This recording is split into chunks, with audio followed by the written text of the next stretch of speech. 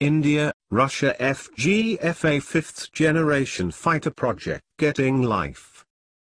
A high-power, 5-member committee is closely examining the multi-billion-dollar program for the joint development of the 5th generation fighter aircraft, FGFA, with Russia. The committee will submit its report by May, a senior official told. The committee was set up in January this year with a 3-month term and was tasked with taking a detailed look at the cost and the extent of technology transfer that India would get. Its term has now been extended by a month, the official said.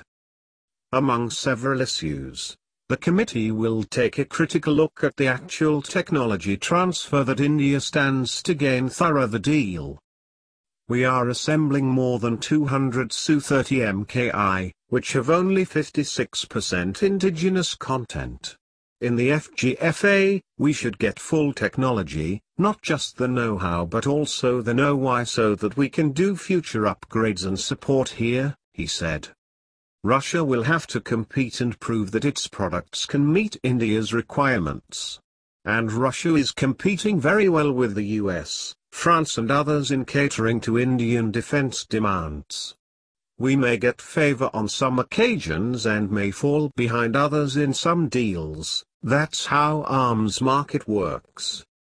Responding to a query on whether Russia is worried about New Delhi drifting towards the US and the West and seeking to diversify supply sources of defense hardware, all experts shared the view that there is no other example of a bilateral tie like what India and Russia enjoyed.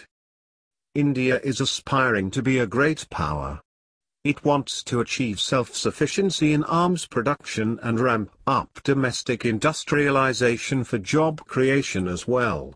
Countries which will help India achieve these goals, transfer technology, will obviously benefit from defense trade with India. We all know how much Russia is doing here. But India is thinking to stick with homemade Advanced Medium Combat Aircraft, AMCA. 1/5th generation aircraft and go for more 4+ generation because of Indian Air Force shrinking combat Air Force squadrons. Final contract of FGFA.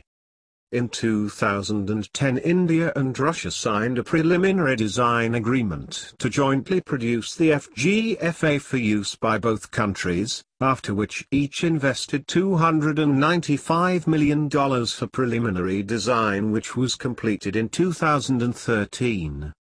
Since then, despite several rounds of discussions, the two countries have failed to reach an understanding over the final contract.